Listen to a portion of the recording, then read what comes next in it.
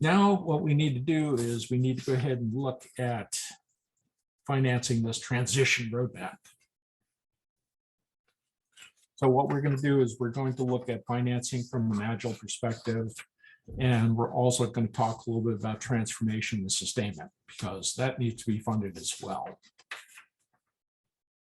So moving on, one of the things that we want to look at is we want to look at changing the budgeting or the portfolio management to go ahead and fund products or services instead of projects, because their measures of success are clearer and more objective. And if you're tying it to a value stream, it's a lot easier to see what's actually happening, because with the value streams, you're focusing on value and maximizing it. So it requires the planning and budgeting approach that's specifically designed to support each value stream. And the beauty of it is you've got real data on the value stream performance that's going to allow leaders to make educated decisions about future allocations on funding based on income generated and cost incurred.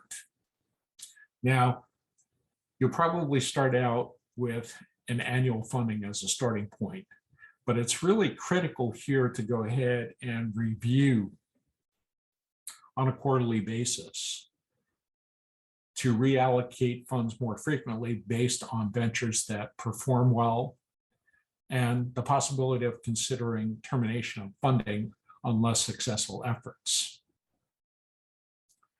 So this is where, by using this approach, leadership can go ahead and see the return on investment for the improvements that occur. With the Big Bang Theory, that is just not happening. And so they're getting very frustrated, very simply because they're not seeing what they were told that they were going to see. Well, that's because they're not managing the money to address the way they're now doing work. So now what we'll do, the other thing I want to talk about is budgeting for centers that introduce and sustain our new way of working, such as Agile transformation offices and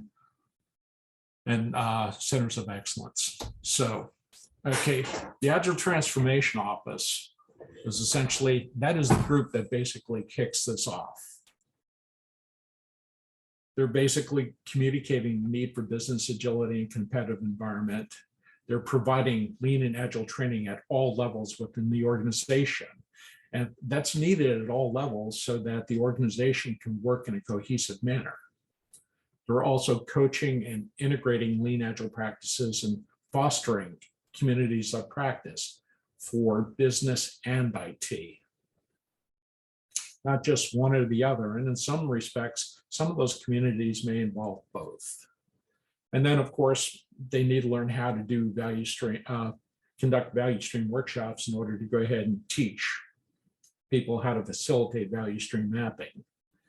And then also looking at creating the necessary alignment around the organizational changes that will occur, as well as establishing the objective metrics. Now, one of the things that I will tell you is that after the major transformation has been completed, what normally happens is the ATO morphs into a lean center of excellence or lean agile center of excellence, because from that point, their objective changes.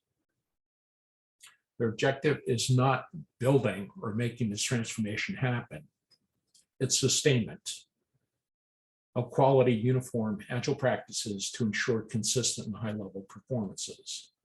And this can be done by 1 of 3 operating models. You can go ahead and centralize it, decentralize it, or one of the favorite ones is a hub and spoke. It just depends on how the organization is set up organizationally and also geographically.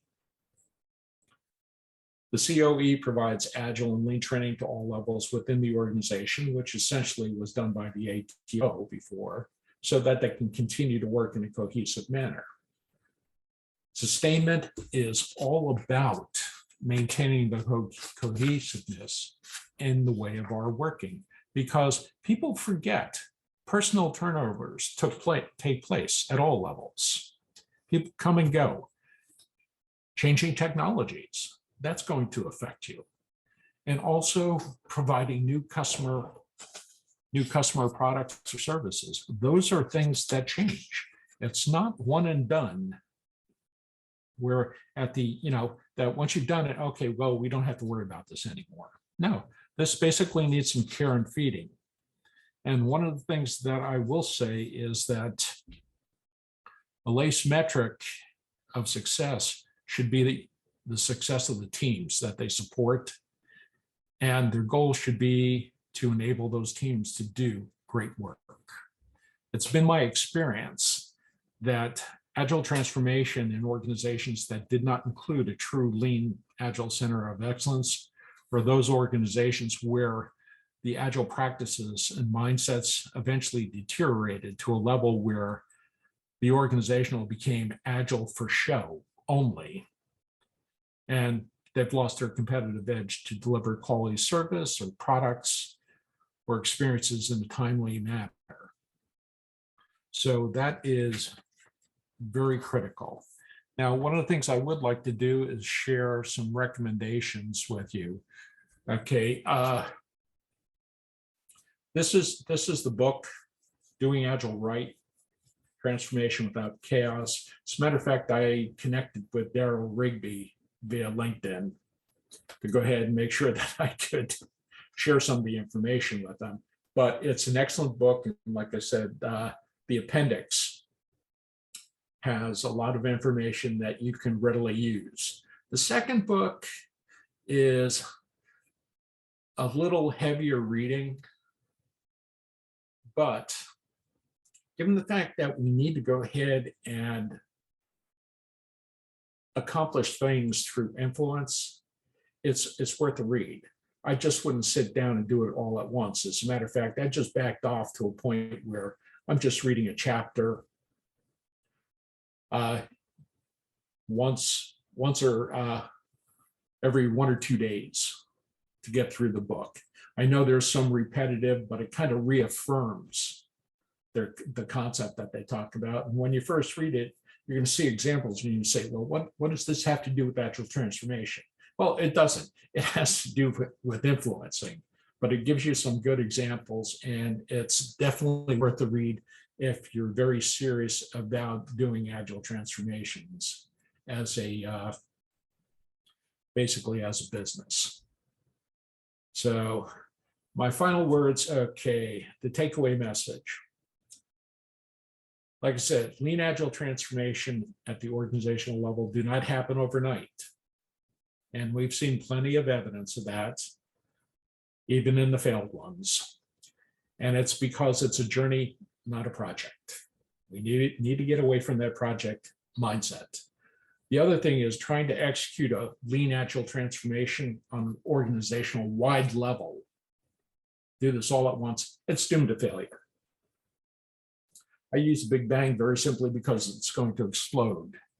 The interview I told you about with that large healthcare organization, they really weren't transforming. What they were doing was spending a lot of money on training, on tools and clients, but they couldn't tell whether or not they made any progress or whether they delivered any value.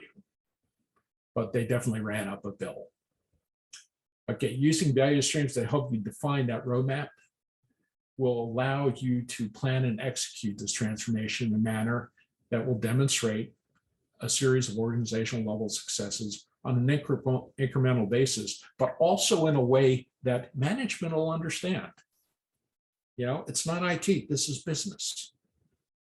So if you go ahead and do it logically and they understand it, it's a lot easier to get them to buy into it. And then the last thing is, okay, that series of organizational level successes will not only satisfy management's desire to see continuing progress, it also helps promote and maintain that cultural change that you've worked on making happen. So that is my takeaway message from the presentation.